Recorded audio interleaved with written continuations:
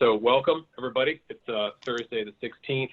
This is CS's summer webinar series where we are diving into interviews with state and local district leaders from around the country, large districts, states, small districts, rural, urban, everything, trying to just get a variety of perspectives on how folks are handling this very dynamic situation. And that is the word of the day in Texas these days, dynamic.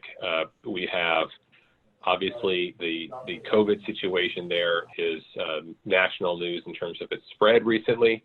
It's surging, and similarly the guidance has been varied, to say the least, and so especially recently. So wanted to welcome and appreciate Cindy Powell to come with us today. I've known Cindy for 7 years now. We've worked with the district on a variety of plans and have tremendous respect for her and the entire team there in Arlington. Very well run district, lots of great stuff going on. I could gush a bit, but the district is a large district, just under 60,000 students, smack dab between Fort Worth and Dallas. You know, if you've seen a Cowboys game, you know, you've seen their backyard. So that's what we're talking about. And they have a large district, and trying to figure out what to do with the guidance that's coming out that's been shifting just in matters of weeks and days. And so just wanted to get right into it and just ask Cindy, you could, if you don't mind, just introducing yourself briefly, and then giving folks who maybe aren't aware just a brief synopsis of what's been going on with the virus and the guidance just in the past few weeks in Texas. Then we'll start talking about how you all have been responding. Sure. So thank you, and thanks for letting me visit with everybody. We all learn from each other these days more than ever. So as David mentioned, I'm the CFO for Arlington Isd. I've been with the district for 27 years in various capacities, but plant services is in my area. And so I assist with bond planning, facilities maintenance, facility planning, along with financial operations, and sit on the senior staff for the district. And so, like all of you, we've been working diligently over the last months, really preparing for what's ahead of us. And so I'm happy to share all that with you. I will add into what David just said about having AT&T Stadium here and watching the Cowboys. We also have a brand new baseball park that has yet to open. It was supposed to open in April, and we're all still waiting. So anxiously. But so in Texas, as you probably have heard on the news, the situation is very fluid, and it's really just almost gotten out of control here in the last month, even as we began to reopen businesses around the state in early June. From that point forward, our cases of COVID-19 have just skyrocketed. Hospital capacities are really strained right now at over 70% in many of the urban areas. And so very, very concerning situation. The state put out some guidelines early in the summer for summer instruction and summer activities in the schools. And it was widely expressed that those guidelines would be the guidelines or be very similar to the guidelines we could expect for fall operations. They were very, very restrictive on requiring social distancing on buses, requiring no more than 11 people in a classroom, so 10 kids and a teacher for summer instruction, and a number of safety protocols that were very, very rigorous, but were also going to really be extreme if those were in fact the protocols we would have to follow in the fall.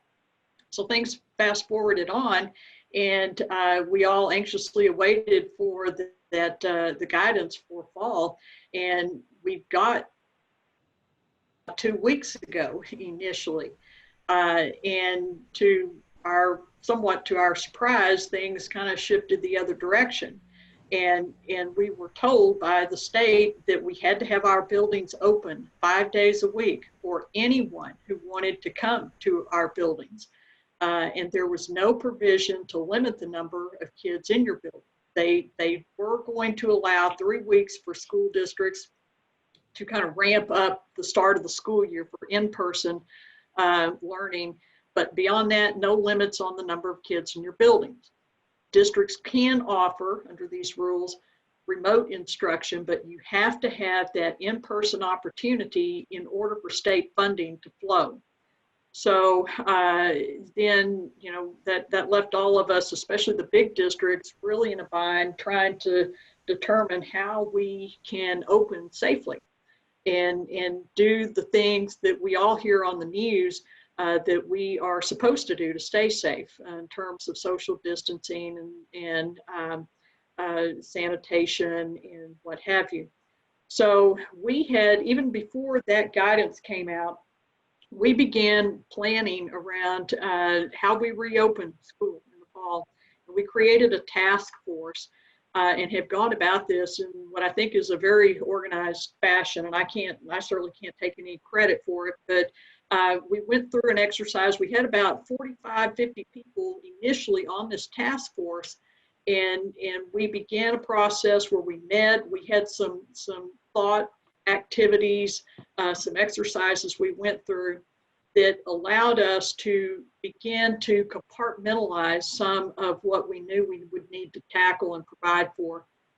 From that, then we landed on an agreement that we would focus planning around 2 primary models. One being strictly an in-person model, how we deliver instruction in an in-person model, and then the other, how we deliver instruction remotely.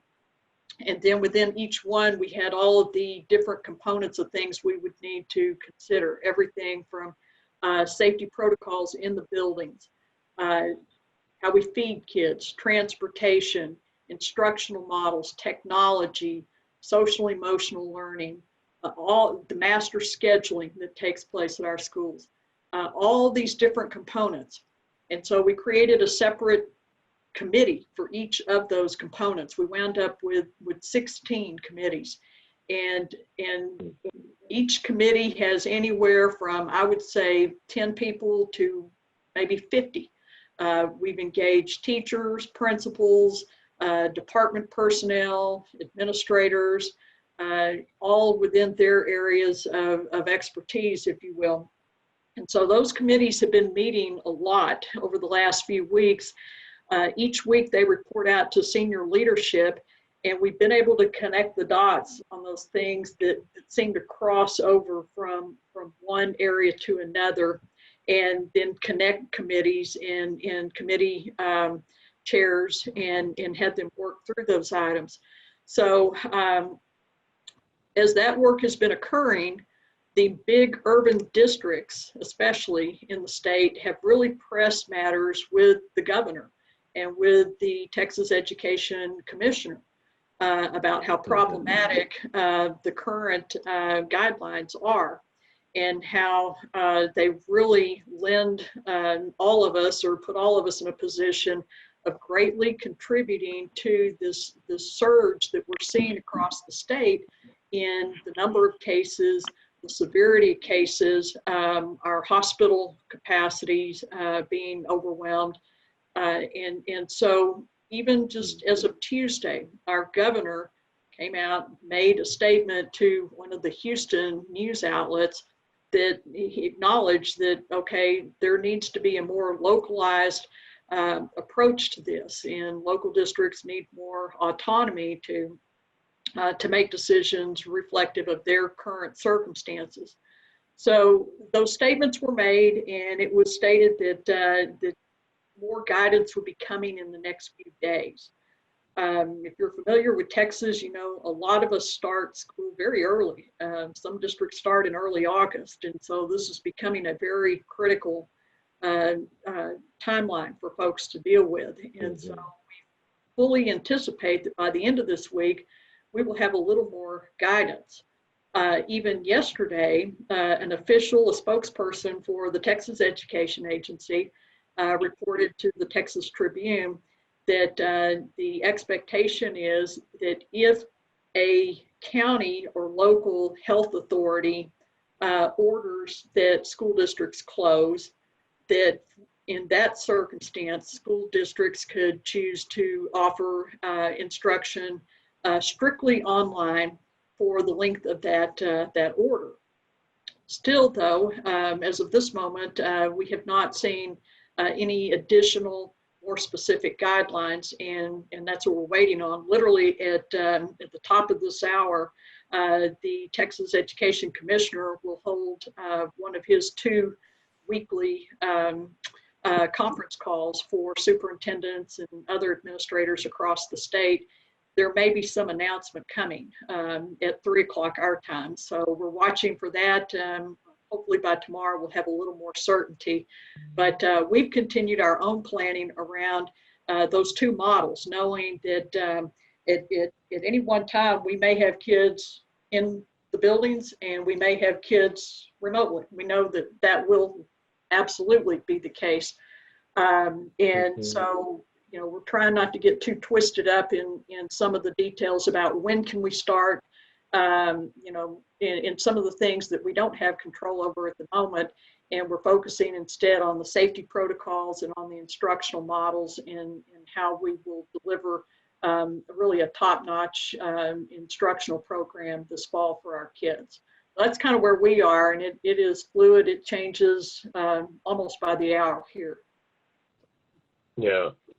And when you were first sharing with me, it's just whipsaw was the word that came to mind, and just thinking how you're playing. And you know, the question I was going to pose, and you've kind of already addressed it, is how do you plan for 60,000 kids almost in 80 schools with a back and forth kind of policy and guidance and situation in the midst of a scary surge.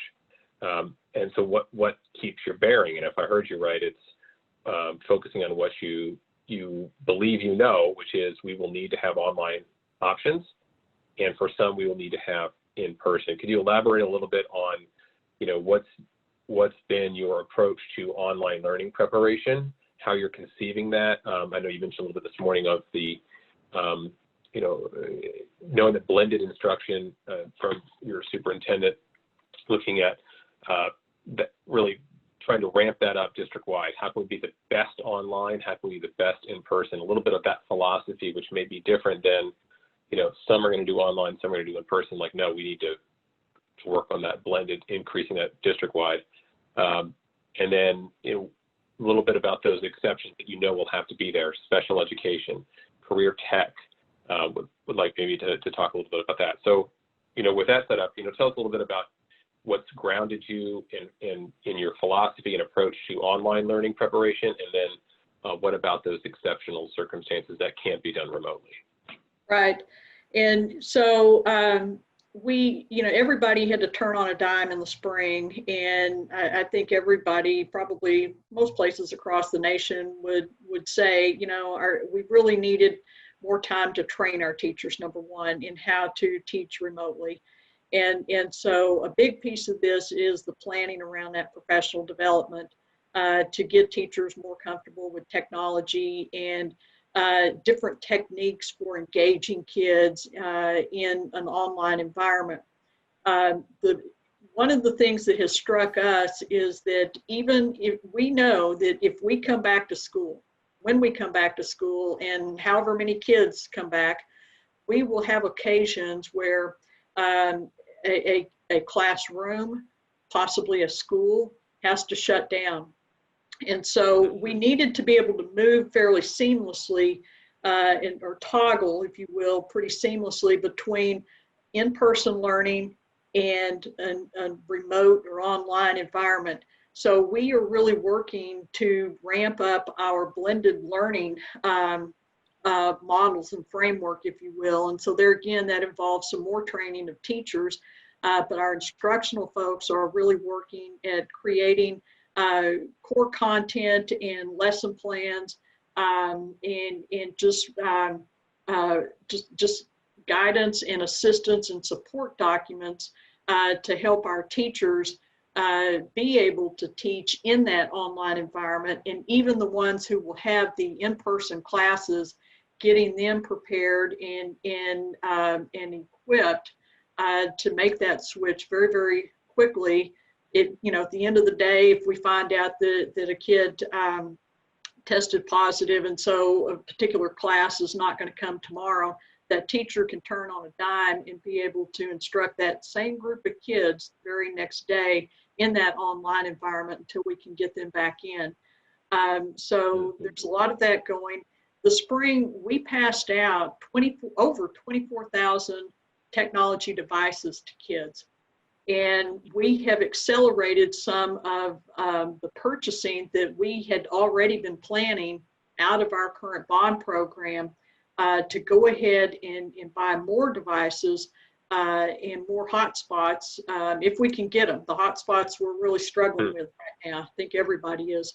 But to make sure that families have connectivity and that kids have devices. And I think as we've all experienced, a household may have one device, maybe two, but if you've got 3 kids and mom and or dad are trying to work from home, just having 1 or 2 devices may not cut it.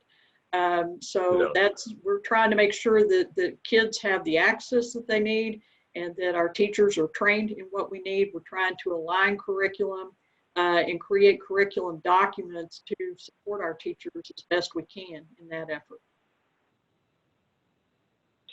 Got it. So that planning for everybody, professional development, I imagine you're planning what that professional development looks like while developing it, and we're 4 weeks out from school starting. That sounds frantic. I can answer the question that's popped up there. It's asynchronous. Sure. TEA gave school districts an option for online learning. They said you can either offer a synchronous program or asynchronous. And and with asynchronous, if you want to go that route, you have to file a plan with TEA to outline your plan. And so that is the route that we're going. We just think that that's much more manageable, and that fits a little better with that whole blended learning concept anyway than the synchronous model. So that's what we're working towards. Okay. In terms of deploying, and this, you're in the operations side of the house, but in terms of deploying that professional development, I'm assuming this is it sounds like what you described to me earlier, a long-term plan, like to elevate blended learning training across the district and using this as a catalyst for that. So I anticipate that that's going to be a rollout throughout the fall. Is that right? Or are you looking at more of a condensed it is, time frame for that PD? Well, we're somewhat fortunate that we had, back in the fall, even as we developed our school calendar for this upcoming year, we had already modified our calendar a bit to put a few more days at the front of the calendar for professional learning for our teachers. And so that gives us a little more time up front to start on some of this. But David, you're right. We will have to sprinkle in throughout the year training. We can't cram it all in between now and when we are supposed to begin school, which is August 17th with teachers. So it is a longer journey. Sure. Question that just came in, are you requiring students and staff in the buildings to wear masks? Yes, and one thing I'll say is that we're still developing our protocols, and we expect that early next week there will be a called board meeting in which we present information to them. So those protocols are not finalized. What we are looking at is having all the adults and having students probably from grades 1 through 12 wear masks. And so the youngest kids, pre-K and K, we think that's a bit of a stretch and going to be kind of hard to manage. So they likely would not. With the exception of pre-KK, yeah. Yes. one question came in, and then we want to get to sort of the career tech and special education question from Anita popped in and asked about, do you run into teachers and staff without connectivity, and is that, how do you prioritize your distribution of equipment that, with that in mind? And she mentioned specifically about using Wi-Fi clouds on the campuses. Essentially, I'm assuming, Anita, kind of like just little hot spots around the campuses, to magnify the signal. So the first part of the question about how we've run into teachers that don't have all the equipment that they need, we've made sure that they've got the tools that they need. One of the things that we are looking at in this upcoming year is even for those teachers who are teaching a remote class, we are anticipating that we will give them the opportunity to come into the building to teach from their classroom. They may feel like that they, better connectivity. They may just feel a little more comfortable in their own classroom, where they, in terms of having equipment, different types of equipment, or even if it's a whiteboard or something that they want to stand in front of as they deliver their instruction. But that's one of the things that we think we will do. In terms of hotspots and clouds around those little clouds around our buildings, I do know that some parents have said that they drive into one of our parking lots and will log on to try to connect our Wi-Fi for submitting homework or assignments or what have you. We surveyed our parents back in the spring to try to understand what their household circumstance was on Wi-Fi access, and we bought hotspots and we distributed them very, I would say, strategically and very carefully, and we think that we have covered the need at this point. We are wanting to purchase additional hotspots so that if there are any gaps that we can fill those. But we think we met the demand this spring through the requests that we had, and so we feel pretty good about that. We have, and I think part of that question may have had to do with career tech equipment and what have you, or special ed settings. That's another thing we've wrestled with for this upcoming school year. We know that there are some classes you just cannot teach online, like a welding class or an auto tech class or something. And so we're looking at schedules that will allow kids to come, even if they're learning remotely, that will still allow them the opportunity to come into our Career Tech Center or into their home campus where there is a CTE lab, so that they can access the specialized equipment there and get the hours that they need in those labs. And just for clarity on that, so that for folks that don't know, that Arlington, around 7 high schools, right, Cindy? Yes. Your 7 comprehensive high schools. You have one career tech center that services all, so students get to their high school and then are bused back and forth to the career tech center. You service about, 1,500 kids at a shift on, normally a couple shifts a day, and then you run some late night, early mornings. Very, very popular facilities, as most really high tech career tech centers are nowadays. What about transportation to that, to that center in particular for those students who have to be there, and then thinking on transportation more broadly?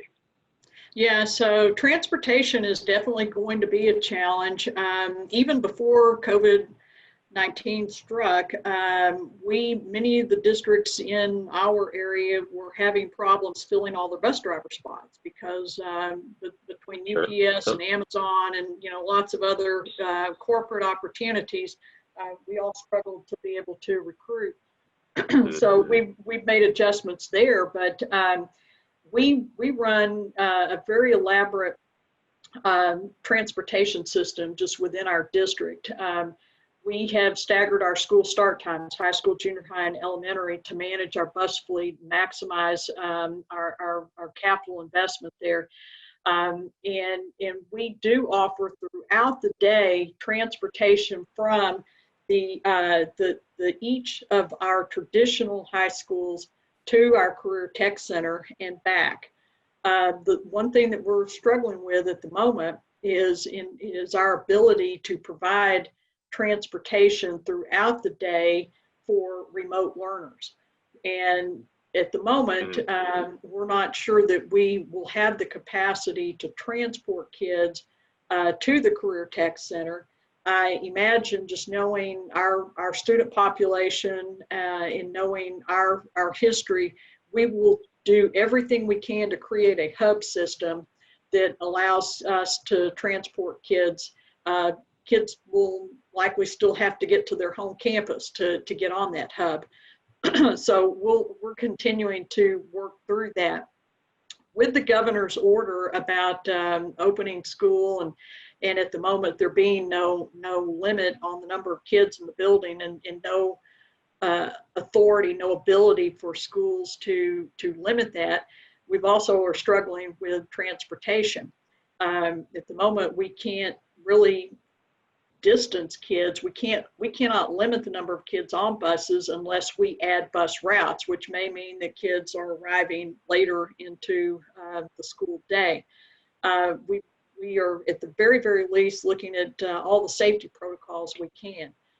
Kids who ride the bus will wear a mask, certainly use hand sanitizer getting on the bus. We will load kids. The first kid onto a bus will go all the way to the back and sit down, and then every other student coming onto the bus will load from the back forward. And then as we exit the bus, we'll exit from the front to the back to try to control that as best we can. And one thing that we've said is, we intend to check temperatures at the buildings. We do not think we can check temperatures before a kid gets on the bus, because if we're picking up from a bus stop and we've got a second grader and he's at a bus stop and we take the kid's temperature and he has a temperature, we're not going to leave the second grader sitting at the bus stop. So our thinking at the moment is that we're going to go ahead and bring the kid on the bus. We won't take temperatures. Everybody will come onto the bus. When we get to the school, that's where the temperature checks will be administered. I think I saw a question pop up about letting kids self-transport, and yes, we right now our thinking is if kids can self-transport to our Career Tech Center during the day, then absolutely that would be allowed. And Jeff Wilson's question, and then Carrie Ann's kind of getting that order. Jeff was asking, please discuss your considerations for social distancing in the classroom and the buses. And I kind of what I heard you say on the buses is, given the constraints that you're currently operating under, you can't.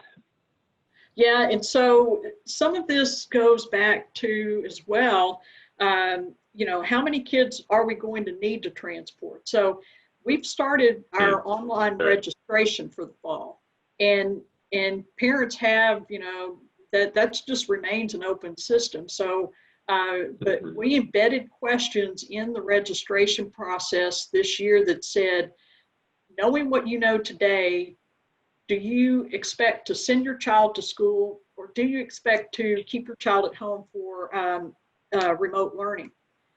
Based on that data that we're collecting, we'll be able to make decisions about the number of kids that we'll need to transport to school each day. It could be that we have enough people choose to stay home that frees up, if you will, some of our bus capacity even, and lessens the need for the number of kids that we need to transport to school each day, and gives us a little more ability to have fewer kids on a bus run, or to have the capacity to have additional bus runs that allow us maybe to have 2 buses on a particular route, and again, to spread those kids out. In our schools, again, if we had to continue without any ability to limit the number of kids in the buildings. It's going to be hard for us to do the appropriate social distancing. And David, you and I were talking earlier about some of the work you all had done in calculating the number of kids you could put into a classroom. Since we had that discussion, I spoke with our executive director of plant services, and they have done some similar calculations, and we're yielding a number close to what you had, that if we allowed for appropriate teaching space at the front of the classroom and just basically backed into what is truly the usable real estate in a room, how many kids could we get in there and still have them appropriately distanced? And depending on the size of our rooms, we think anywhere from maybe 14 to 16 kids. And so I'm going to call it clearing the clutter. I think we're going to call on teachers. If you're going to teach in our building, we need you to go in and we need you to clear the clutter. If you brought an old couch from home for a reading corner or a bean bag or something, you know, we're going to leverage this to get rid of some of that stuff, to free up as much real estate as possible inside the room to spread students out. You know, we've even noted that, you know, we can't have kids in small groups facing each other. That won't work, you know, for now.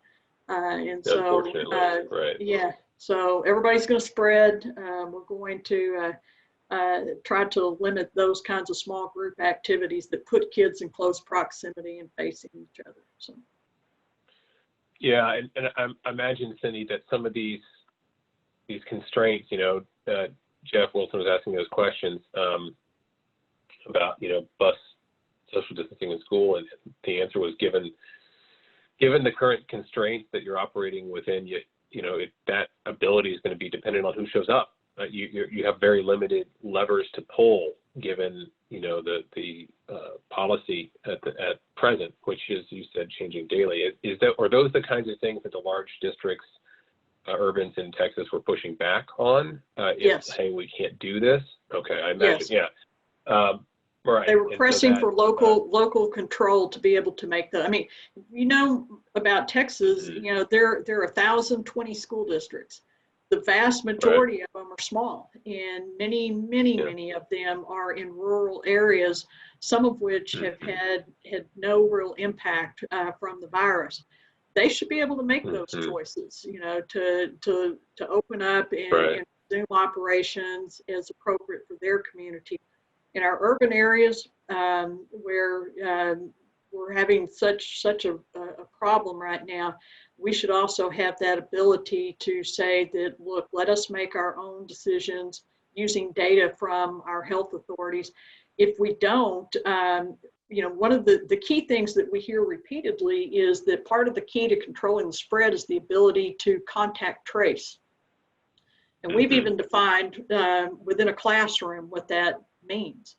It would mean to us, anyone sitting north, south, east, and west of a kid who is tests positive for the virus.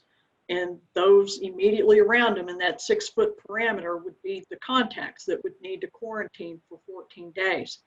Our ability to trace is going to be real critical. You start to scale that up and say that if we don't have the ability to limit the number of kids in our buildings, and then across, you know, Dallas, Fort Worth, Houston, Austin, Corpus Christi, San Antonio, then the load that we're all going to place on our county health officials for that contact tracing, also for our hospital system, is going to, it's very counterproductive right now. And so that's part of our strain.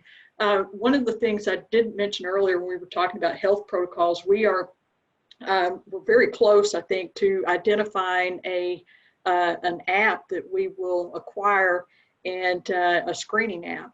And where we're leaning right now is that all adults coming in to the buildings will screen daily.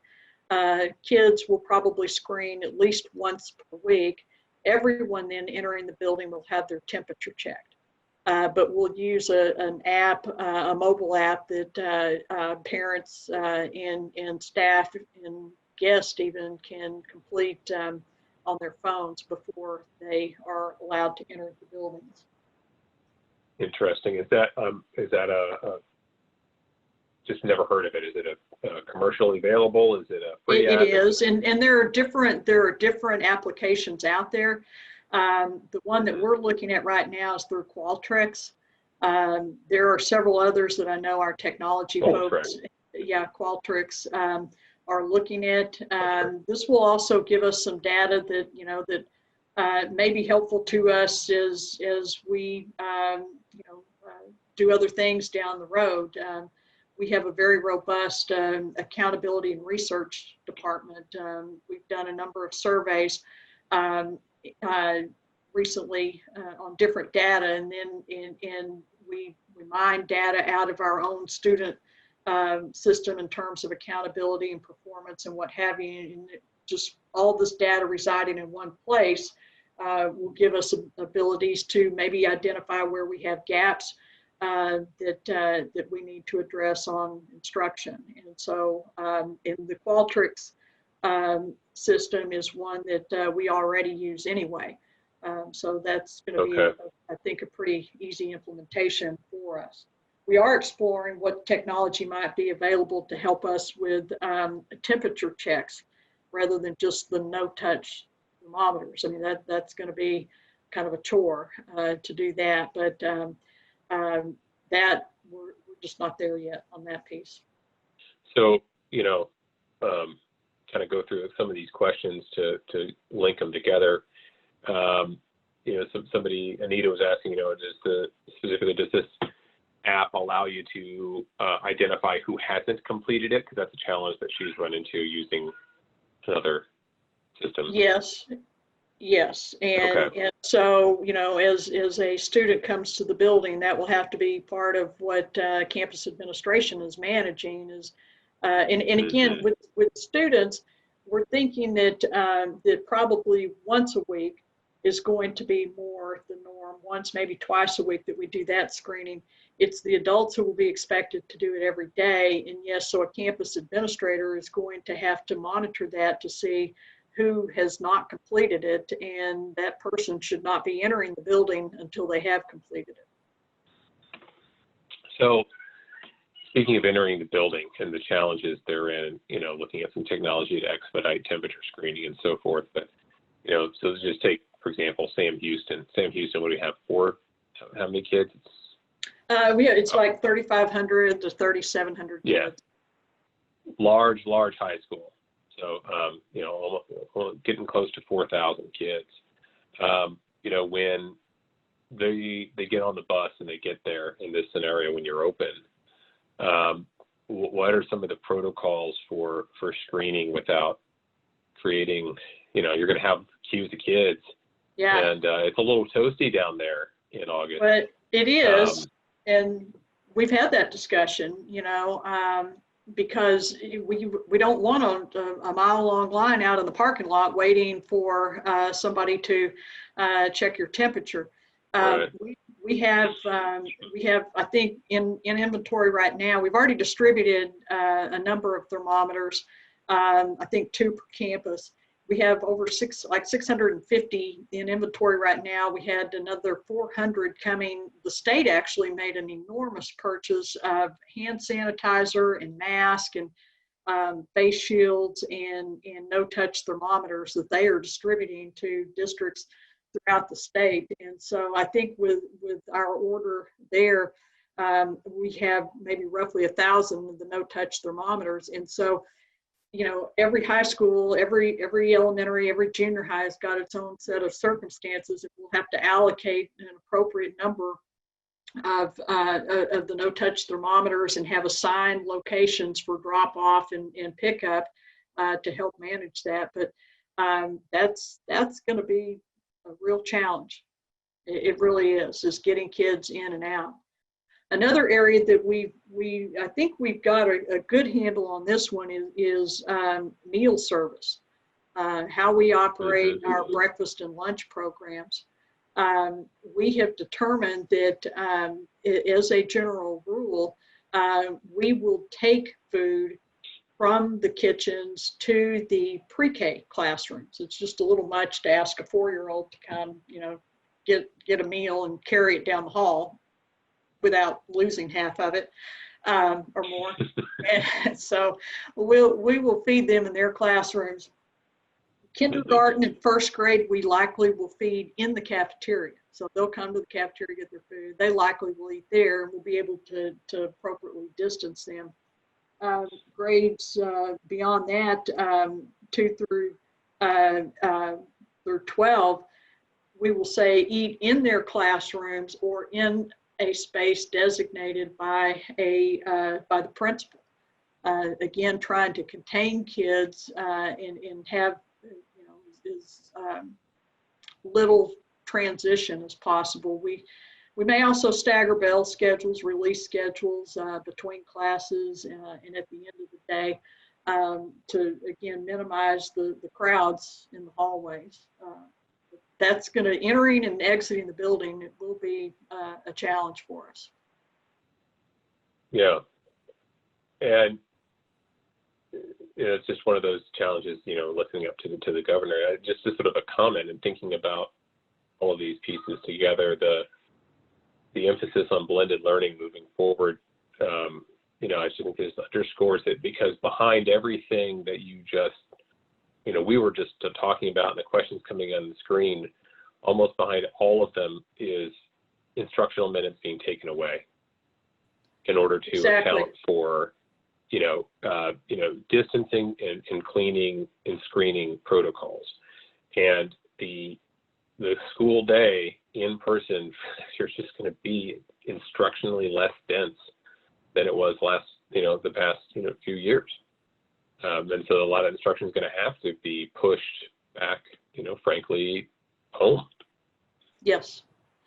Yeah, we have, I've said that under our current orders, and we've tried to express this, we are going to spend more time and resource and energy just to say that we are open, and just to demonstrate that we have the doors open. And we'll, just like you mentioned, we will definitely impede and disrupt student learning. And so our superintendent has been very adamant in recent weeks about focusing on what we can do to be the best online teacher or the best online student. And that sounds kind of general, but it's everything that goes with that. Is it the tool? Is it the technology device, the connectivity, the training for the teacher, to make sure that we are delivering a rigorous instructional opportunity for our kids, and asking and advocating for the ability to make some decisions locally that will allow us to concentrate on those things more so than just on getting kids in and out the door safely. Mm-hmm. Mm-hmm. And several of the questions coming in, I'll try to string a couple together. Question about, communication. So when do you anticipate your schools, August 17th, we're 1 month away.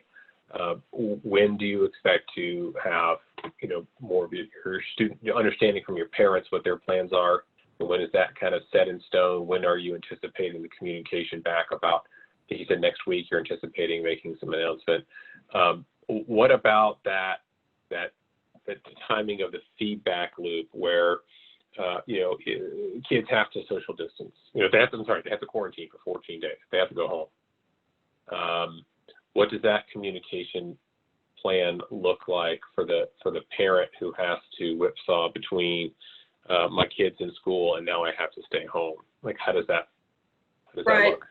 Yeah, so a couple of things there in terms of the when is all the communication taking place. We expect to have a called board meeting early next week.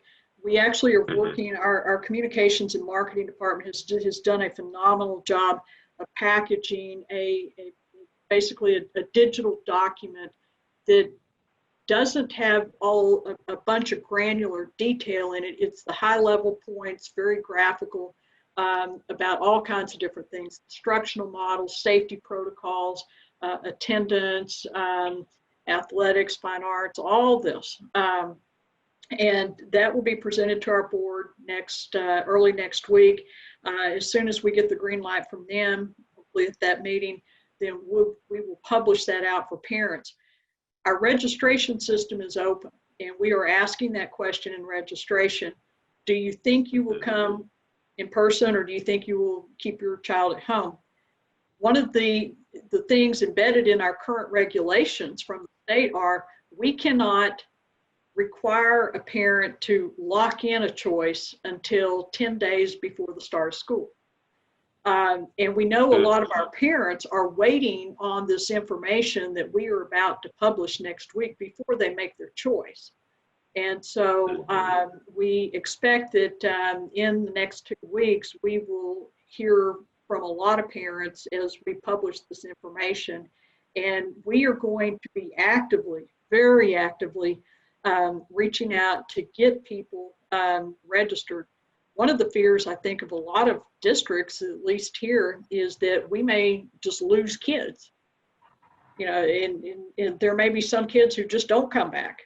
And so, and certainly our funding is tied to that. So we are working very, very hard to make sure we're accounting for all of our kids. And so we will be leveraging, if we have to bring in teaching assistants or teachers, counselors, or attendance clerks, to start reaching out to families, even one-on-one through phone calls, to make sure that we're getting them registered. And in those conversations, then as part of that registration process, again, we'll learn more about how many think they're coming to school, how many think they're staying home. We have some autonomy from the state to put a limit on how often or how quickly a parent can choose to move between in-person and remote instruction. We think that's somewhat counterproductive. It's got to be manageable, but we don't want parents to just decide they're going to leave us because we won't let them make a change quickly. Maybe they've had something has occurred that makes them now not want their child in person. Then we want to be able to give them as much latitude as possible to make that move. Interesting. But we'll be working on that to finalize those thoughts. Well, that kind of fits with your whole let's ramp up blended learning across the way. Just have that flexibility embedded rather than rigidity. Logistically presents some challenges, of course, but I understand it's part of the strategy of offering that flexibility to parents and hopefully increasing retention. Sounds like it's part of the idea. Right. And until several questions, Cindy, came in here about protecting teachers in-person instruction concepts. What has been the thinking about teachers who are at risk? And has there been specific sort of capital strategies like renovation strategies, like desk shields and that kind of thing? What's the thinking about those teachers who have or believe they are at risk? So we're actually, it's still open at the moment. We have started a survey, an employee survey, and we're looking for 100% response rate. And we're very, very high right now, but we still have, I think that survey window is still open, but they're looking for every employee to respond back to some very basic questions. One is, again, knowing what you know right now, or do you plan to come back? And one of the questions is, do you believe you have an underlying condition that makes it concerning for you to come back? And so there are several questions along this line. Anyone who answers that they've got a condition that makes it risky for them to come, that response gets routed to our HR Comp and Benefits Department, and they've got a team calling those folks and one-on-one documenting and understanding what the need is. And we'll have to treat it in some regards like Americans with Disabilities Act. We're also, trying to understand, is there an accommodation we can make for you that allows you to do your job remotely, perhaps, or is there something we can provide you at work as a protection? We do expect that everyone will wear masks. We are doing the screenings. We're providing hand sanitizer in all classrooms, disinfectant in all classrooms. We use a misting system, and we were even before COVID-19, where we have misting equipment to mist disinfectant in our buildings on a routine basis. And we'll be doing that more frequently. We are moving some custodians from an evening shift to a daytime shift to help with cleaning. And we're providing spray bottles with disinfectant to every classroom, so that between classes will be, they may require kids or the teacher and everybody to help, but wiping down desks and chairs and what have you. We are not purchasing the little desk partitions. Our health services team has looked at that, and they really don't think that adds much protection. They feel like that the face masks themselves that's the best way and distancing to keep people safe. We're controlling the amount of fresh air that comes into the rooms through our HVAC systems. All these together, I think we're going to do to try to create that safe environment for everybody, the kids and the adults. But we do recognize that there are some adults in particular that may have some needs that we're going to have to work around. So, Cindy, thanks. And then hard pivot here on topic, but I guess two remaining things at least I want to get to is sports are kind of a big deal, and in around your part of town.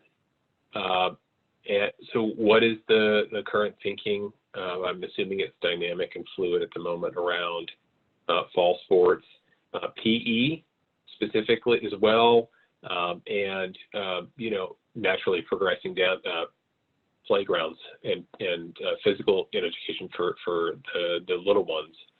And then maybe after that, just a brief note to take another big leap in conversation.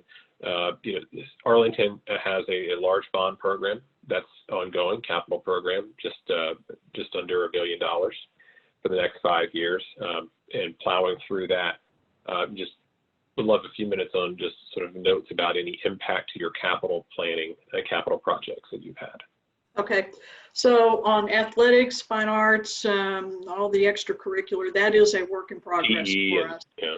Okay. And even PE, and so we want as much as we can to have sports and participate in competitions this fall. Some of that is driven by UIL in the state of Texas. And right now they are still allowing for competitions. And so most schools are still planning for that.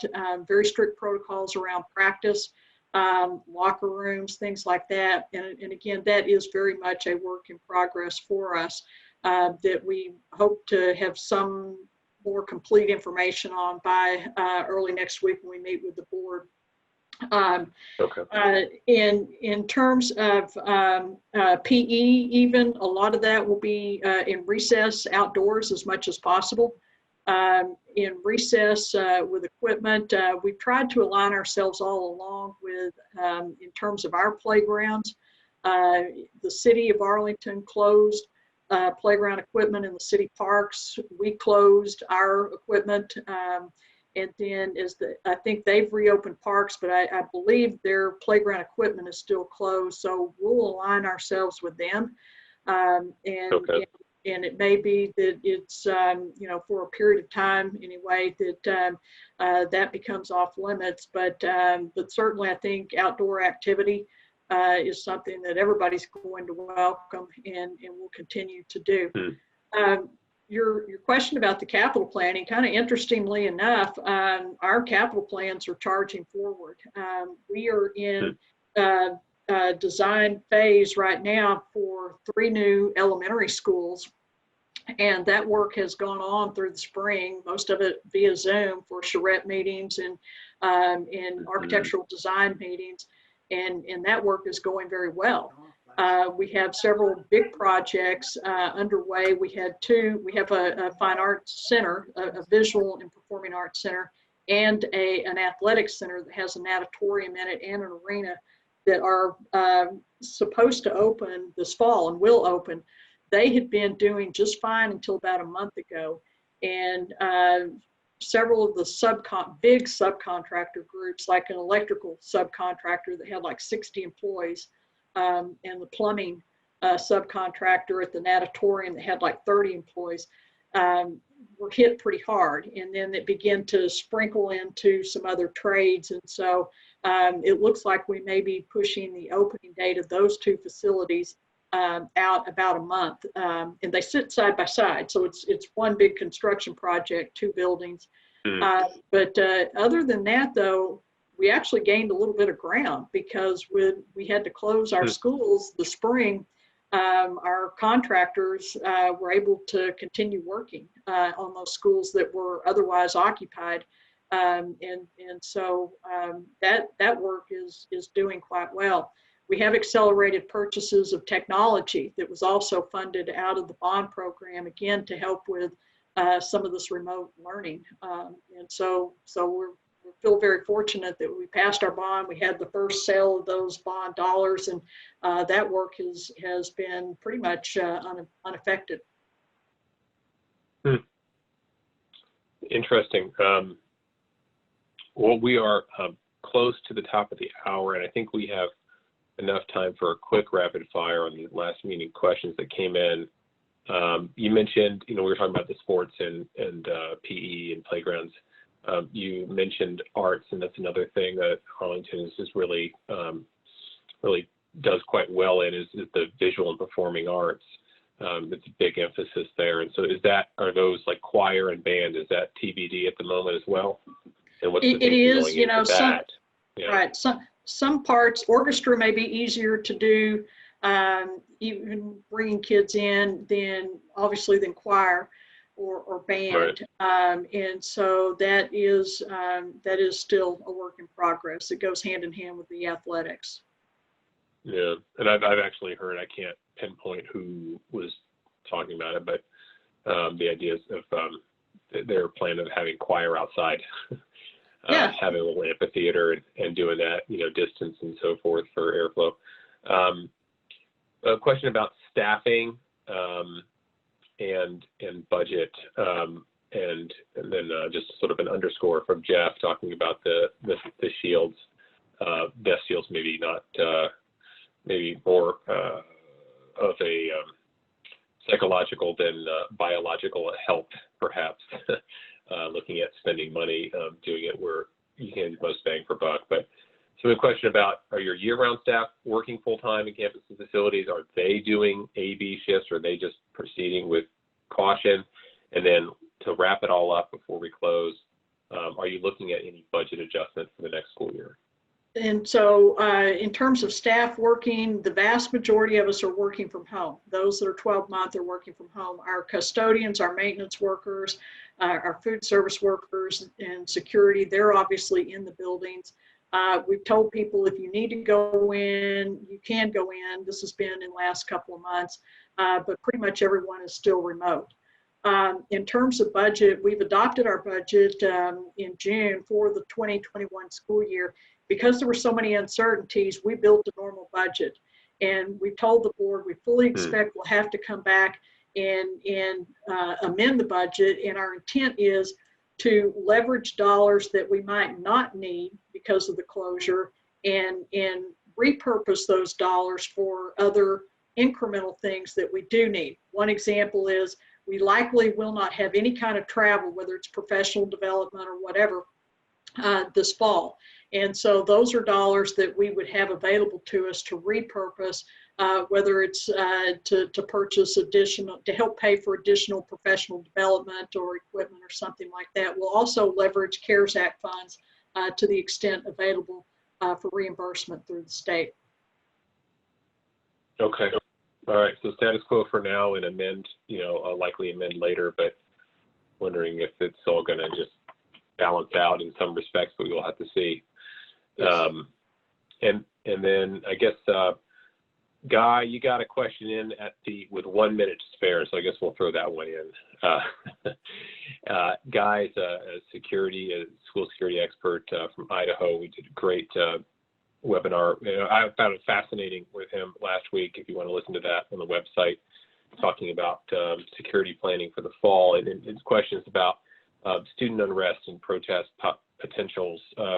Just heightened tension already with the virus, heightened tension with with the social unrest regarding the unfortunate police shootings and Black Lives Matter response to that.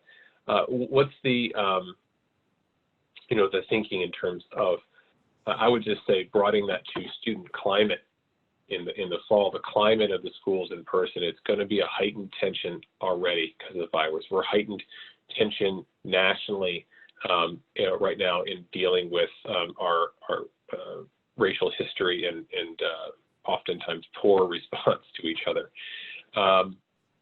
Any just sort of closing thoughts about getting ready for students to have a safe place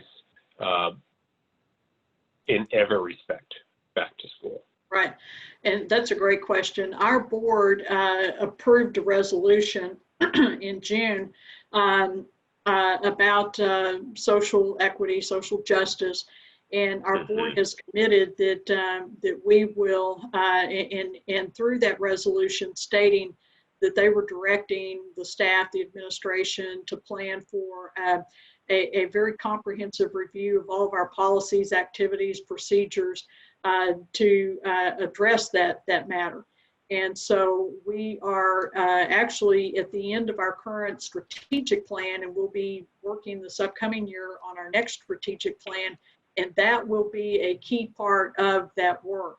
And we've been very public about this already.